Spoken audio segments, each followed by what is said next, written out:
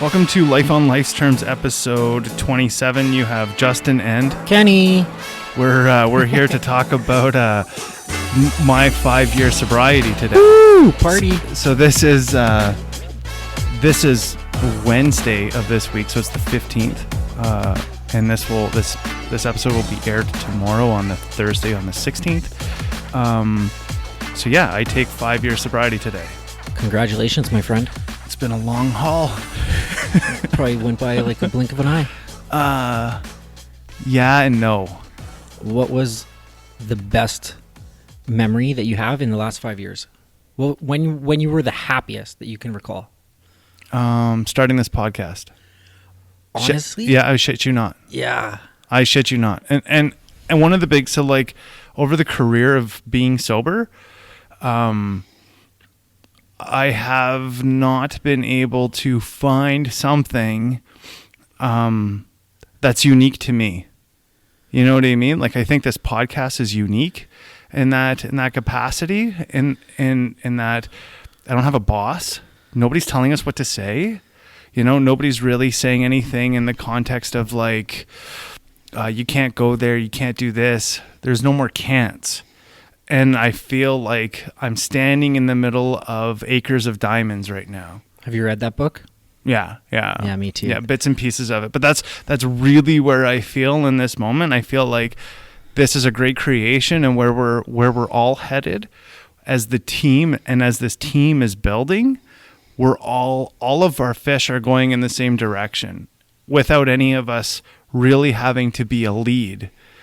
I have never been in a group of people. I've been in a group of people with a lot of leaders and a lot of powerful people, but I have never been in a group with leaders who are willing to look at it as a team, as in, okay, you're strong here, go ahead. You're strong here, go ahead.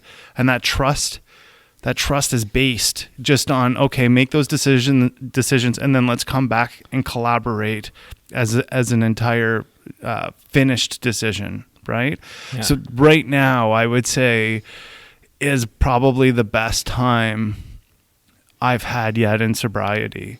Like all the momentum is building up, and now you're seeing the fruits. Yeah, like I remember in early, like between 1 and 3, I was still in a hurricane, 100%. A shitstorm. Yeah, all the time. I was always getting hit by some kind of wave, you know, and I was still living in a place where it was very much survival.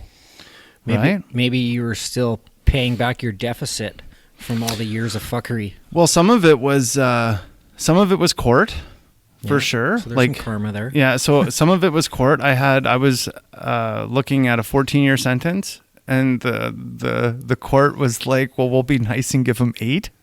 You know? Oh my God. Yeah. Gee, thanks. Yeah, exactly. They didn't even give me a fucking kiss after they fucked me, you know? That's how I felt at the time. And I was really victimizing, like, as if, you know, I'm trying to change, like, woe is me. I'm trying to change. I'm doing all this stuff. Come on, afford me one, you know? And really, to be honest with you, all their give a fucks towards me were all sold out, son. They were zero fucking fucks done. given. Yeah, they were done. And thank you to the attorney that I had at the time. He worked a fucking miracle. You know, he really did. He got me a way lesser sentence where I could still be in the community. Because if I had gone to jail at that time, I would be dead by now. There's no way I was making it out of the pen. Like, there's just no way I was. What's the biggest thing that you attribute your sobriety to? The 12 steps, for sure. Yeah? 100%. Yeah. Like, I just did a big book study. So for those who are not addicts and don't know much about 12 steps, big book study is based almost like our Bible, for lack of a better term, just that you can equate how important the big book of Alcoholics Anonymous is to us. And I did that big book study last weekend with somebody who was normal. They were just a normie wanting to quit smoking. And they have no more cravings for tobacco. And they're dealing with their wreckage right now. They're definitely sitting in a pile of shit. And I wouldn't say a pile of shit. They're just looking at their wreckage. And they're equating that sure, maybe tobacco isn't seen as a huge addiction, but the catalyst is that it's the self-appraisal that pushes us towards smoking. And so, like, have I come finally to a place in order to be able to love myself fully in all categories? 100%. I think the biggest detriment in recovery was me dating people. That was because basically what ended up happening was I would stop looking at myself when I felt okay, and then I would get distracted with, something pretty over there. Right. And then what would end up happening is the save-a-ho would come out of me, and I'd jump on my white fucking horse, throw on my armor, and try to save this thing. Right. And time and time again, all that ever happened was I stopped focusing on myself. And because I stopped focusing on myself, I wasn't really working the principles of that program in all my daily affairs. So if there's any product out of that thing, even normal people, like I've done many big book studies with normal people, and it's a profound weekend. That whole entire program is meant to be done over 3 days. It's not meant, in my opinion, to be done over like procrastinating time is what I call it. Some people will wait months and months and months, weeks and weeks between steps. And it's just not, if anybody were to go through a big book study with me, I would honestly suggest that you would understand the value of what it takes in order to be like to do it over 3 days. It's an intense 3 days, but you'll never be the same. I promise you, like you will never be the same. Let me ask you a question. What is the best thing your family did for you to come to recovery? The best thing? They've done countless things for me. The best? I can't narrow it down to one, so I got to give a few. One that jumps out at me first is believing in me, not giving up. Mm-hmm. Another one is like they paid one of my bails, which was like a copious bail. It was huge. And then I was still a degenerate, and I didn't even respect it because I wasn't in the mind frame, and I was still all about me. She helped me out. My mom, so my child support was set like ridiculously high while I was in jail because the mother of one of my children slipped the wool over the judge's eyes and lied to them and told them that I was making like $75,000 a year. Yeah, and I was in jail, so they set the bail there. They set my child support that high, and while I was in custody for a couple of years, my mom paid it. Oh wow! Yeah, she's so solid. And then what's another one? Raising my kids while I was gone, always being there for them. So yeah, I can't narrow it down to one. Like it's all of those things that accumulate together that keep me going today. It's like I will never let my mom down again because she's gone to bat for me so many times. So, I'm a big mama's boy too. I'm French and Italian, so of course that's like just in my genes, And you don't need an excuse for it. Yeah, I never wanted to ever let my mom down, but I think the breaking point for me was when my mom stopped answering my phone calls. She just stopped. Like she was back east and I was here in the west, and she would let me leave messages so she knew I was alive. Like she knew as soon as she saw the area code of where I was living, okay, he's still alive. But there would be months and months and months that I would go without ever talking to her, and she would wonder, right? And I didn't know that until way, way after. And so I remember the first time I called her when I was in remand, because I was looking at some serious lengthy time to be in remand. Yeah. And I've been in every remand across Canada. Okay, but I was never in there longer than 48 hours. I was in, out, and we were going to trial or whatever we were doing, right? But this time, I had gotten caught with possession of the purpose, 2 sawed-off shotguns, one loaded, one not loaded, and other stuff that I'm not gonna say here, and so they weren't really inclined to give me bail, they really weren't, and I got bail, It took a couple weeks sitting in there, but really my lawyer was telling me before that bail hearing, settle in. That's literally what he said to me. Long haul. Yeah, he's like, settle in, son. Go get your fucking money for me and settle in, And I called my mom from the remand at that time, and she was blown away because she never knew how deep I was getting. She knew it was deep, but she didn't know how deep I was really getting. And then after that, I got bail and I was out. And I remember calling her, and she's like, "So what's going to change now?" I was like, "Well, I'm fucking off to Mexico," right? Like, that's what's changing. I'm fucking out of here. Like, what are you, crazy? I'm not sticking around for this bullshit. But then I was suggested by maybe some family members that I couldn't leave because that would just create even more issues.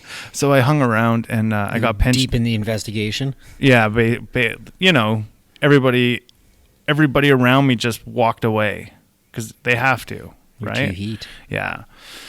And so I went on 9 more months. And I remember this time when I got caught not with the amount that one could sell. I got caught with my personal amount.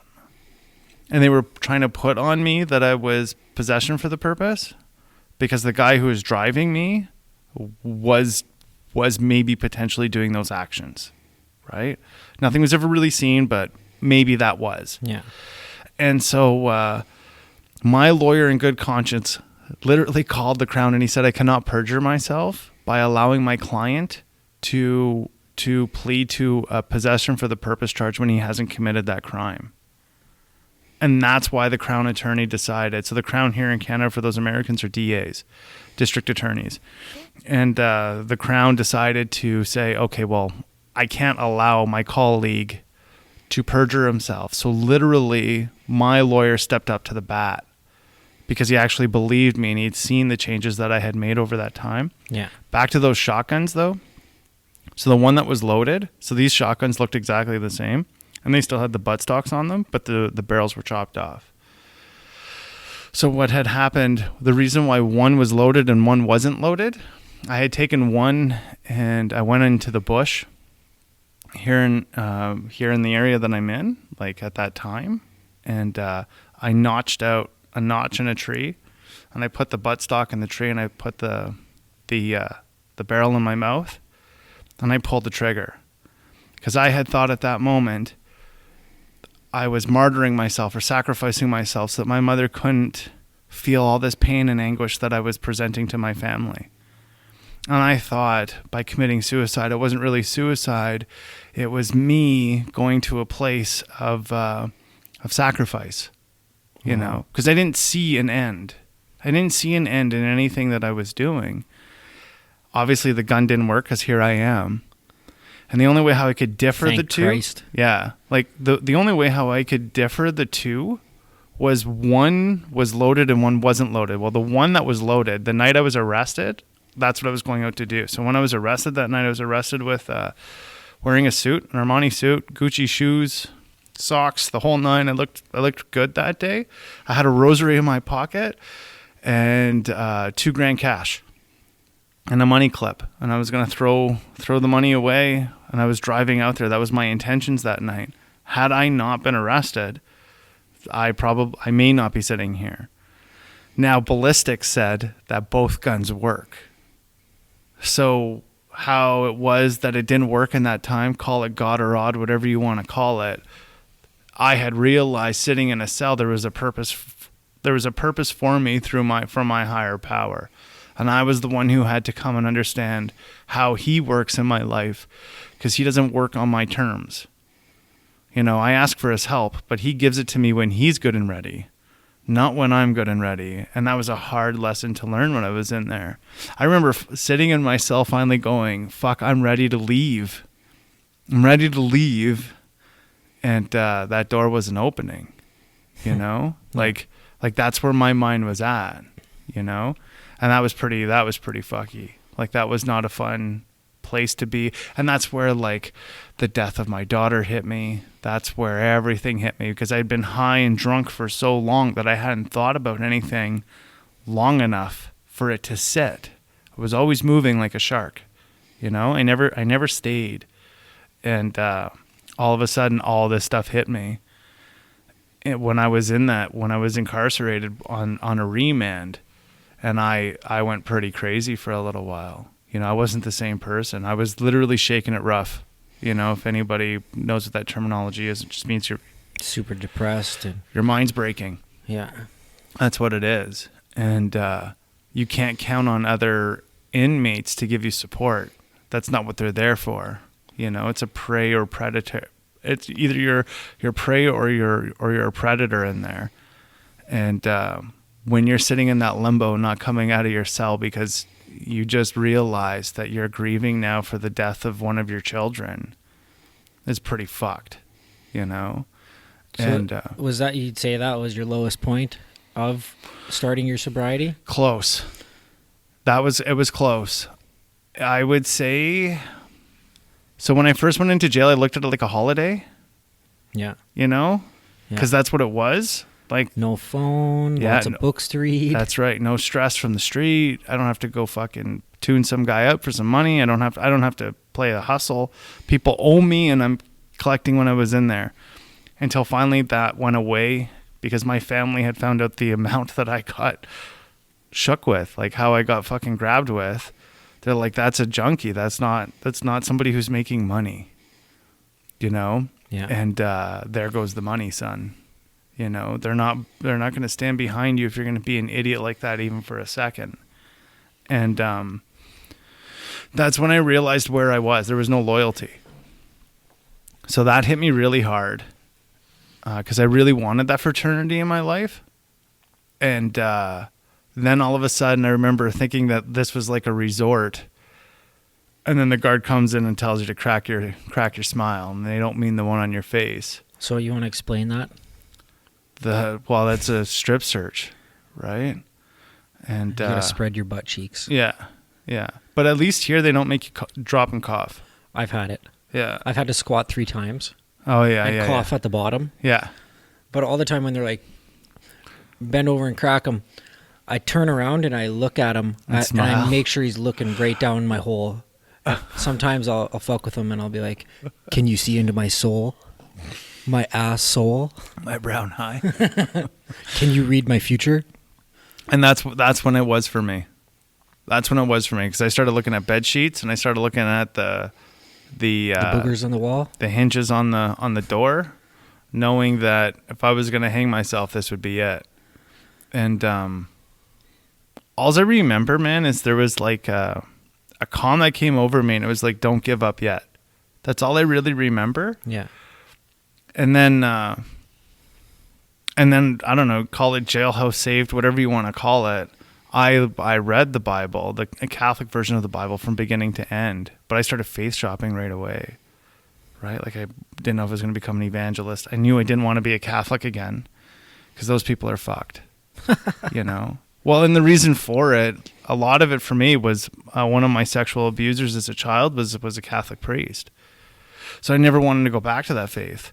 No. Ever. Yeah. Here I am a practicing Catholic today.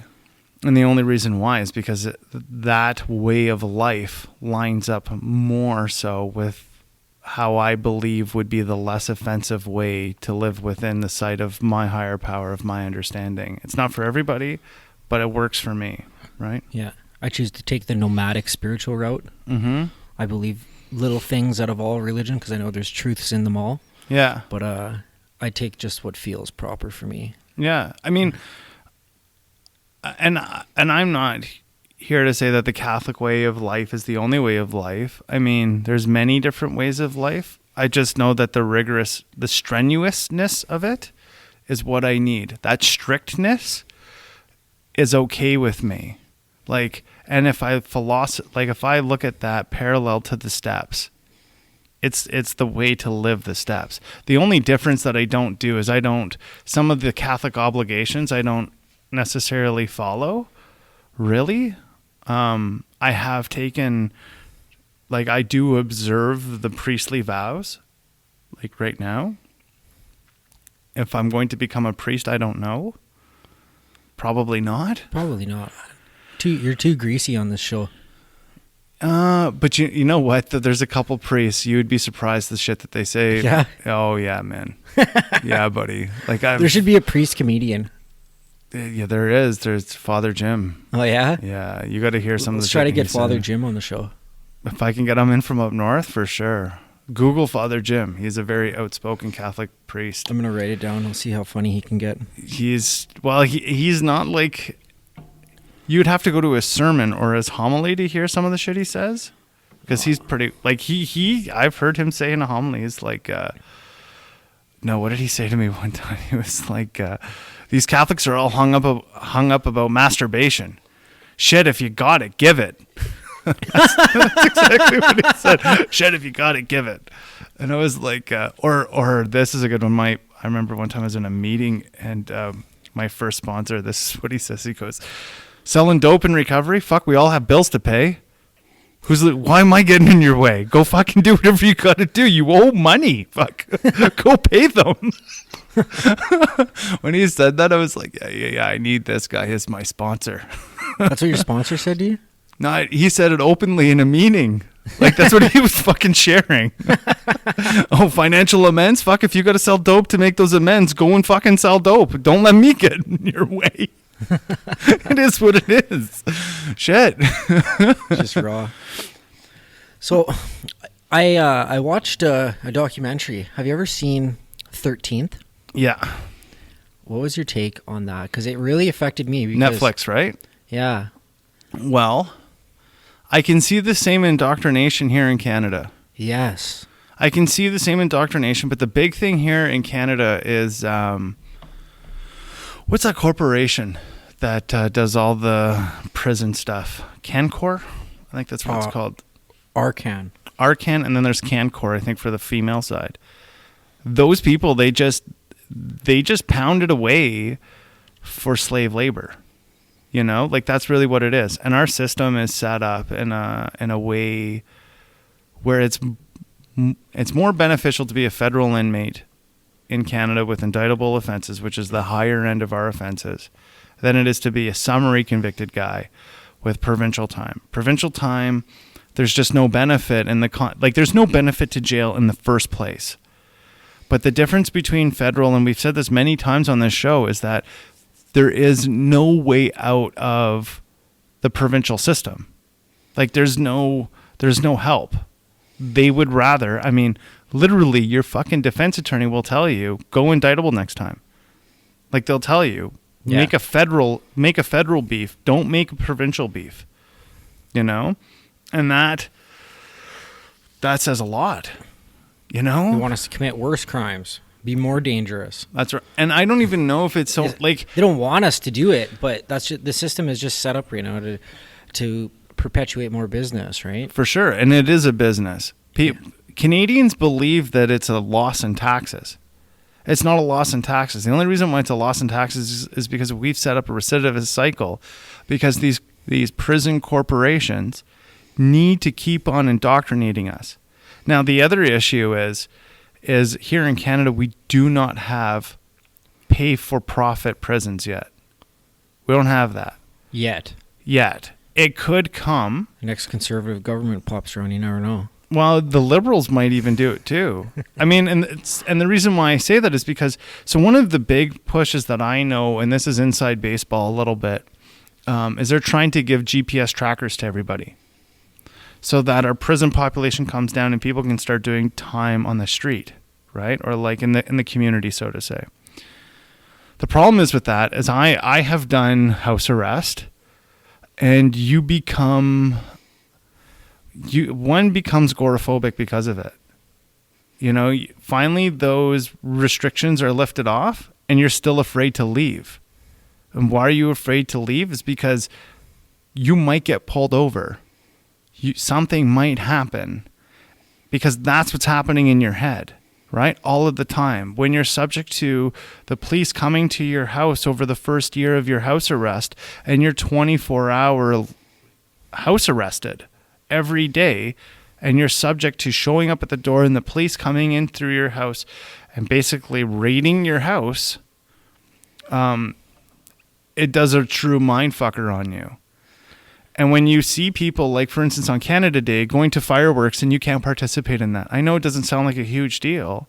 And yeah, people are like, oh, well, that's punishment. Sure, it's punishment. But you know what it also does is it makes somebody on the other side of it, they become antisocial. It causes social exclusion. Yeah. And that's agoraphobia, right? Once you're agoraphobic, like, when I first got off house arrest for probably the first 2 years, man, it was like, for the first 2 months, I literally had to force myself out the door. Literally. Like, I literally had to go outside the door. And the worst with the PTSD coming out of jail, so like when I was coming out of jail this time, I had PTSD in the fact that being locked up, right? So one of the things that was prescribed to me was that as soon as I feel the PTSD when I wake up, I need to walk outside and feel fresh air on my face. Well, guess what happened when I was on house arrest? You got breached. Well, I was afraid. I was afraid to walk out the door. I mean, you're allowed to be in your yard, Yeah. right? You have to be on your property. But I was still afraid to crack that door open and feel that, like, all of a sudden it was back in my own house. You know? I got a funny. When I got out of last time got out of jail, I was on 6 months of house arrest, and I was out for 2 days, and I had to go to the courthouse for something. Yeah. And when I left the courthouse, there's we have this area called Churchill Square, and it's like a social area down right in the heart of downtown by the courthouse. Yeah. And they have those like street board games, so those like 2.5 feet tall chess pieces. Yeah. So I was walking by and I was like, I seen this guy moving pieces around by himself. I'm like, hey, you want to have a game real quick? So I start playing chess with this guy, and we're having a really good game. And hey, do you play chess? Yeah. Oh, we gotta have a game of chess. The time, man. Come on. Who doesn't play chess and does time? Fuck. I don't know. Honest, I have no friends who play chess. Right Do you know now. how to play pinochle? No, I don't know. Even Oh, what well, that that's is. a jail game too. Okay, and then so we're playing chess, and this guy comes up and he's like, "Hey, I'm with the Journal. Do you mind if I grab a picture?" And I was like, "Yeah, sure. I always wanted to be a celebrity." Evidence. Yeah. So the fucking next day, I get a call from my buddy who's still in jail. He goes, "You're a fucking celebrity," and I'm like, "What are you talking about?" He goes, "You're in the paper," and I'm like, "What?" Yeah. So I ripped to the store real quick and I grabbed a paper. Sure as shit, I was on page 9 of the Journal playing chess on my second day of house arrest. Yeah. There you go. With my name in it too. Yeah. Yeah. Yeah. Just put a big red X on your face. Fuck, nothing happened. They must not read the paper. Well, I think one of the things too that's kind of a joke about house arrest here in Canada is that the probation officers are way overworked. Like, a lot of these probation officers, and this is the big thing, a lot of these probation officers are criminologists slash social workers. Okay, they're not correction staff, and so because of that, they actually want to help. Like, they actually want to help the client that's in front of them. Now, the issue with it is they are so ridden with a fucking caseload, they literally have to send 15% of their caseload back to jail in order to accommodate the amount of people coming to them. Like, they don't have the resources in order to actually, and I'm not going to divulge where this comes from, but there's a riff between guards and probation officers. And the reason why there is because probation officers are trying to tell the guards, stop pissing these guys off to hate the fucking system so much that when they come out, they run on me. They're trying to say, show these guys who are in jail that we can actually give them services so that they can change their lives and get life skills through government means, you know? Yeah. But the guards, they honestly believe that their job is to punish people. They don't understand. And if you're going to do a real honest assessment of your time, the hardest part about being away from life is just that. Being away from life, the fact that you only have 15 minutes to talk to your kids or your mom or your wife or your girlfriend or whoever it is. The fact that it's the birthdays that are the hardest. Your birthdays, right? Your birthdays. Mine wasn't that bad, like compared to like my kids' birthdays. Yeah, that's the worst. Yeah, I think like what I'm getting Never at with your birthdays is it's a realization that you're going to miss all the rest, right? Yeah. Whether it be that you're incarcerated or not incarcerated, right? And I think the other thing is that's really shitty that they're missing. This is where they're missing. So if we're going to talk about sobriety in jail, it's a falsehood.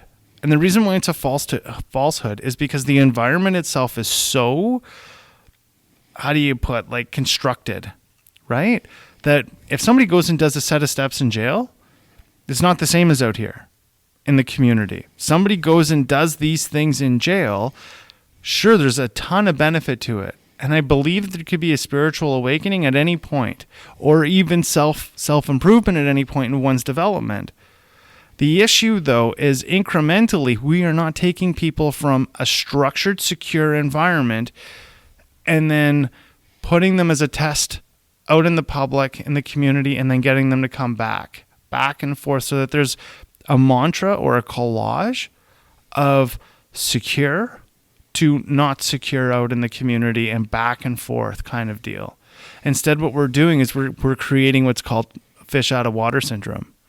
All of a sudden, you were in a facility with a minimum of 16-hour lockup at night.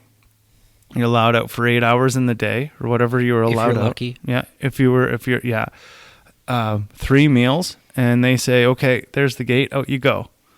That's it. So that's what we're really looking at. And then they wonder why people reoffend. Well, one, you're homeless. The likelihood, especially in the Edmonton area, there is so many people who are transient, who aren't even from Edmonton, that have no family to rely upon. So when they get out of jail, you have only one option to rely on. That crack house that you were getting high in is the only place where you can afford rent right now, provided you get a front or a loan from a crack dealer to start selling crack. Yeah. So where was the viability in giving anything of 24-hour housing that accommodates somebody who's abstinent at that time? Yeah. Nowhere. There is nowhere. And I venture to say this. Find it anywhere in Canada. In America, I know of 4 places in America that will take people 24 hours a day, 7 days a week, provided you just came out of one of their state prisons. Their county. So county is like our provincial. Yeah. Right? Their state is like our federal. Yeah. Right? So like in America, they have the idea, but the problem is they're putting too many people in jail for fuck all. Like even in Canada right now, they suggest that the average Canadian breaks 2 indictable offenses a day without knowing it. So that means 2 years plus. And they don't even know that they're breaking that law. How crazy is that? And they figure that every Canadian is breaking at least 5 summary convictions every day without knowing it. So that means 2 years plus they could throw you into jail for. Like that's crazy. So if you don't even know that you're breaking a law, and then all of a sudden you're presented in front of a judge, and the judge says, well, there's no ignorance towards the law, you should know. Well, how can you when there's so many laws that you have to keep track of? Like when a police officer stops you now, they have a plethora or a smorgasbord of what charges to give you. Never mind being an addict, right? Just normal John on the street. They have a smorgasbord. But, cops wouldn't do that. Well, let's say you're a normal cop, normal guy. You didn't get a blowjob that morning and you're pissed off at the world. That's all it takes. Right? That's all it takes. And then all of a sudden you have some fucking schmucket in front of you that you just want to take out all of your frustrations on because you don't see anything improving within the system that you're working in. Well, what happens to poor schmucket? He goes to jail and gets fucked Getting up. fucked. He's getting fucked. He's getting fucked up. Right? And that's why, I agree with all these programs in jail, and I agree that there needs to be more of them. But I also suspect that we need to start looking at a model that affords people the ability to walk in and out of that jail. And also, guys like you and I to go into youth programs. I mean, let's face it, you and I grew up in a gang culture really, really young in life. Yeah. And you know how many kids are sitting in young offender centers that see no fucking hope in getting out of that lifestyle because that's what they're attributing to. They don't even have the slightest intention to because that's all they know. That's they aspire to be in that lifestyle because that's what they were taught when they were younger. That's what they were around. So let me ask you this. When did your fraternity get broken from these so-called people who cared about you? I witnessed a few, like, I seen a lot of cracks in the system. Well, I seen a lot of cracks in the so-called fraternity that I was around, because I seen like higher level people in this organization get the shitty end of the stick, get no respect, or get shafted, or they talk shit about each other behind their back, or somebody goes to jail for a conspiracy charge and the club doesn't do fuck all for them or whatever, right? And I seen a lot of phoniness. A lot of phoniness. Yeah. There was a few guys that were like true to it and had a little bit of like respect and a little bit of integrity in their own sense. Yeah. But I seen more phony fucks and not that were just doing it to have a name to be with. Yeah. You know, for ego's sake, you know. Yeah. Yeah. To be the guy in the club that's part of that thing that. Yeah. Because really, it's all of us men who grew up with dads, really. A lot of us. Or fathers in a place that were not in any sense of the way able to teach us anything about being a man. Like a man that's not just a knuckle-dragging barbarian. I mean, sure, that's one side of being a man. But the other side of being a man is to be able to have enough confidence and courage to be able to look at somebody and say, I care about you. Like, I really care about you. I'm not going to let you fall. You know? That takes a hell of a lot out of a man to be able to do that so that other people feel that sense of security and it's not fake because you actually have that inside of you. So when we're looking at men who try to raise people like us, they couldn't afford us that because their entire life is a personification. It's not real. It's not really who they are, and they bought into it. And you and I, when we were children looking at that, we used to equate them to larger than life. And when we put them on that pedestal and then finally they fucking fell, we realized that they weren't God. Yeah. And when we realized that they weren't God, yet that person is still sitting there trying to prescribe to you that they're God, it becomes a fuck you. Fuck you. And this is why kids who are sitting in youth court or youth correction centers right now, they're too young and dumb to see what their uncles or their dads or their moms are really doing. They don't see that they're going to fall at some point. Like, we have a saying, a fall down. Well, guess what? Pride is always before the fallen. And anybody who's in that life, pride comes before them, and then they all fucking fall. Every single one of them. I truly only know of 3 people in my entire life in these kinds of subculture fraternities and organizations who are still on the top of the tree today and will probably retire that way. You know what is funny you say that there's only a limited few that stay at the top. And yesterday, so I volunteer with one nonprofit organization where we help youth, and we're in the midst of doing a self-development program for guys getting out. I volunteer there every day, trying to get this shit on the road. And we left to go to the remand center to do this transaction to help an inmate get out. It didn't work. It was a waste of time. And on the way back, and I'm with the executive director of this nonprofit, and as we were about to get out, I seen one of the top guys in this organization, and basically the guy's been around me my whole life. He's like my uncle. He is my uncle, right? He loves me. He's helped me out lots before in the past, and he gave me jobs and stuff in his businesses that he has. And this guy, he's the man. Like out of the hundreds that I've ever met, like this guy takes the cake for sure. Out of respect from everybody, he's never was into drugs or drinking or nothing, and he always. He did things properly, and so I seen him, and I ran across. I said, "I'll see you in there," to the executive director of this nonprofit. And I ran across the street, And I was like, hey, uncle. I gave him a hug. And he was so proud of me because he's been following me on Facebook and Instagram. He sees this podcast and he sees everything that I've been doing with these other nonprofits and going to school and stuff.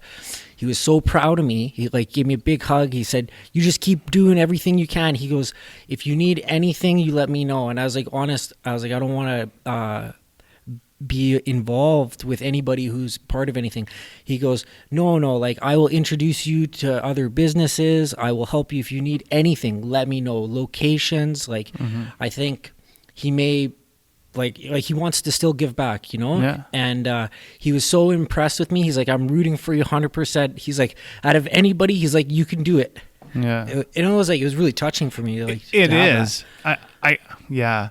See, I never got that from my family. As soon as I turned on the good, they walked away. Like back to the sobriety thing. So I've made most amends. Okay. But my little brother still won't talk to me. Not a hope in hell. Like he just will not. He won't accept the amends. My uncle, if you want to call him that, my uncle, the boss of my family, he just came to realize that I'm not normal like him. And he took his kind of normal. Yeah. So like if I were to elaborate on what kind of person he's a straight fucking psychopath. Like he has no morals. He feels nothing about anything. Really, he doesn't. When he looks at you, he's looking at you of your earning potential. Literally. And when you're a young kid coming up and you know all that stuff, it feels really good, right? Like my earning potential. Oh shit. And I guess I kind of have a little bit of that color in me as well, but tuned to the positive now. You know, I look at where people can go because I can see where the abilities and skills that we learned from before, what we can do today with them, right? And so anyways, back to my uncle, the nicest thing he ever did to me was he took a significant amount of money off of my head. And that was the nicest he could have been. And if you could, for a lack of a better term, for normal people to understand this, they let me walk away. He let me go and live my life, right? And that was the best he could do because that's all he could understand. He saw me as a liability as opposed to an asset. And because of that, the only person who's like none of that family talks to me. Because it does become your other family. And being French, we're all related. You know, like I know that sounds really fucked up, but it's the truth. Being French and Italian, we're all related. One of us is related to somebody, so on and so forth. So we do look at it as an actual family. And French people, especially in that life, do not like English people as much as they get along and they do business or whatever you want. There's definitely a separation in the back fold, you know? And that was the nicest thing he could have ever done for me, is allowed me. And I don't even think that was him, to be honest. I believe that was God, because I've seen him not make that decision before, you know? And something was whispering in his ear. Yeah, because I've seen that. I've seen, if you want to call it, Satan come out. And, you know, that's not obviously where I wanted to be. But again, because of these steps, it told me in the big book of Alcoholics Anonymous, I cannot shrink. Even if it means fucking death, I cannot shrink. And I tell you, that was probably one of the scariest days of my life. You know, because I mean, you always hear this, like you heard this in Goodfellas and you hear this in Casino, and they're like, you know, before my odds of meeting with this guy was like 9 to 10, I was walking out. But this time I didn't know. It was 50-50. And that's fucking scary, man. You walk into a room and it's 50-50. That's scary. Yeah, 100%. You know? And that's sobriety. I mean, definitely I've done things that I just could never do on my own in sobriety. Like there's just no way. There's no way that I had the courage on my own to go and do that stuff. Because I would have used on the way, for sure. Like 100% before. would have. Tell me if you agree with me, but I think now that I'm sober, I have a million times more courage to do things. Like, I'm not going to do the stupid things. I'm more conscious about my decision. But when it comes to like making like leaps and bounds into unknown territory, like I go balls to the wall right now. Well, a lot of that though is because we're seeking adrenaline. So like in the early part of my recovery, I was jumping out of planes because I needed that adrenaline run. Yeah. I fucking needed that. And so business-wise, I would suggest I'm the same way. And the reason why is because I've become comfortable with being uncomfortable. So I'm always looking for the situation and the position of being uncomfortable. And if I'm uncomfortable, I know I'm in the right place. Because when I'm comfortable, all of a sudden I have a bunch of fucking murderers around me. Literally, I have murderers around me. That's the environment I feel comfortable in. How fucked up that is, I get it. But all of a sudden sitting in a boardroom with a bunch of CEOs and stuff, I feel way less comfortable there than I do with these other people. And that's still 5 years in, right? I don't know if that will ever change. You know what's really strange is I'm comfortable around police now. Yeah. I never thought that was going to ever happen. Yeah. But I'm comfortable around them now. Like I have no bias anymore. Yeah. Like I don't give a shit. And I don't care if they run my name, any of that shit. And I'm like almost forthcoming. Like, you want to see my fucking wallet? Like, yeah. You want me to show you the whites of my pockets? Like, what do you want out of me? Right. I don't know if I ever told this story to the listeners, but I was downtown and I was out for, I think right around a year, maybe 10 months. 10 months for sure. It was around 10 months. And I was downtown. It was Sunday, and there was no washrooms around. I was with my girlfriend at the time, and she had to pee. So we were like running around looking for a washroom that's open downtown, but all the stores and shops were closed. So we went down to the LRT, and there's public washrooms there, but they were locked. Like there was probably like some junkie inside sleeping, and it was locked. And so we just realized that the door was locked. And then we look up to our right, and there's these two beat cops walking down the steps into the LRT. And I just, give him a little nod and like, hey, what's up? And then he points his finger at me. He goes, hey, I know you. Yeah. Cantrell, right? And I was like, oh, yeah, hey, how's it going? I was like, how'd you recognize me? He goes, well, the tattoos don't help. It kind of gives it away. Yeah. I said, yeah, I guess so, yeah. He goes, hey, how's that program you're doing at the library? Because we were conducting this like pilot test project of the self-development program at the library with it. That was going really good.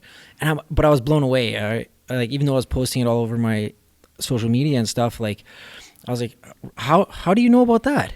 He goes, I follow you on Facebook, buddy. Don't worry, I see all your posts. Yeah. But after I was like, cool. And I gave him my business card, and I was like, yeah, call me anytime, man. Like, I don't care. Like, I got nothing to hide now. It's pretty crazy how that changes, right? Like, we were such adversaries at one time. You know what I mean? It was like we were trying to outsmart it. It was always the game of cat and mouse. Yeah, I was just gonna say that. Yeah. And sometimes they were the mouse, and we were the cats. You know what I mean? And sometimes those roles changed, right? But kid you not, our time is almost up, so I do want to hit this point for sure. We have taken off of the table subscriptions. Yeah, like through Patreon. Yeah, there's no more subscriptions for anybody. These episodes are always going to be free. Free forever. Yeah, forever. We've made that determination. One way that you will be able to support us is T-shirts. So we're going to be trying to put out a T-shirt line in the near future. The website is going to be getting changed next month. And hopefully we'll be rolling out T-shirts next month as well. And we're also going to be lining up speaking engagements. So we're working on that right now. And we're going to have a list of dates in certain areas of where you'll be able to meet us, and we'll go through speaking engagements on certain topics that we talk about quite often, and would really like to engage on a one-on-one within within like a speaking arrangement, you know. I think like a seminar. Yeah, to a degree. Yeah. Seminar. I mean, we might have three-day seminars. We might only have 4-hour speeches or topic talks, so to say. But we'll decide how that looks later on. I think you and I are going to. I think we're gonna have an engagement here pretty soon. And that'll be a pretty. I think that'll be a very, very cool experience. Yeah, so we'll let you guys know when it happens and what it's all about. Yeah, so as of right now, everybody's a Pride member. Yeah, if you're listening to this, you're part of the Pride. Fucking right. You're a fucking lion. Yeah, and I thank you all for my sobriety, right? I mean, without you guys as the listeners, or you, Kenny, sitting across from me, I wouldn't be sober today. I mean, I need all of you in order for me to get one more day. And if there's anybody out there who's struggling, really struggling, it's always going to get better. As shitty as you think it is, it's always going to get better. And if there's anything that you can really hold on to, don't give up 2 seconds before the miracle happens, because it's going to happen. You just have to have that faith in order to wait out those 2 more seconds, because that's all it's going to take. Right when you think you're ready to give up, that's when it's going to come, you know? And always remember that. Getting through day by day, that's the way this thing works. You know, if you feel like a pile of shit, go to a meeting and you'll feel better. I don't give a fuck what meeting you go to, as long as it has an A in it, it's going to save your ass.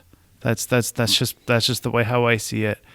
You don't have to be an alcoholic. You don't have to be a drug addict. You don't have to be an addict per se. You just have to be somebody with who's spiritually and emotionally bankrupt, or even just emotionally bankrupt. And we will always welcome you into any of these fellowships and these meetings. The hardest meeting is always the first one. The rest get easier after that. Go ahead and wrap it up. Okay, I just want to give a shout out to our lawyer, Liam Connolly at Connolly Law. For all your Canadian law and will estates and media issues, Google Liam Connolly Law. He's a great lawyer and a good guy. He's a great lawyer, yeah. Please go to our Patreon page, not to provide us with anything or sign up to our Patreon account, because we're not doing the subscriptions on Patreon, but you can still support. No, suggestions. Oh, okay. Yeah, it's a suggestion. So yeah, you could plug in a suggestion for a nonprofit that we will sponsor for a month. Yeah. And then we can get donations for the nonprofit. Yeah. Sorry for that confusion. Yeah, that's cool. So yeah, that's it. You know, I just want to thank all you guys. You are lions. You're part of us. Yeah. Like, we need you. We love you. Plug anything that's good that you found that was of value. Comment on it. Send it to us so we know. Mm-hmm. Share it with your friends. Share with all of your friends. Share it with everybody. Hit that subscribe button. It definitely helps us out at the end of the day. I hope that all of you find something that you're able to pass off to somebody else throughout this thing. It's a pleasure doing this every week. I mean, this is what I look forward to. This weekend, I'm drawing us up a logo. Okay. Yeah. You and I are going to the Fringe. Yeah, I know. Yeah, we're going to hit the Fringe here in Edmonton. So check out our Instagrams on the fly. What's your Instagram? Kenny_Cantrell. CANTRILL. And mine is JUS967. So as long as you're looking at that, you can follow us over the weekend. And the Fringe Festival, I've been to every Fringe Festival across Canada. Okay? Edmonton is the biggest, next to Montreal. Really? I shit you not. I like seeing freaks. And Montreal, like they do the Fringe and the Comedy Fest at the same time. Oh, that'd be a good time. Yeah, it is. It's a great time. But here, it's even bigger than Toronto's Fringe Fest. Yo, I'm going to Toronto in like a week or two. Awesome. Yeah. What's the date today? It's 15th? Yeah, something like that. I'm going on the 22nd. Yeah, 15th. Yeah, today's the 15th. Okay. Have a wonderful Friday into your weekend, guys. We'll see you next week. See ya. Bye for now.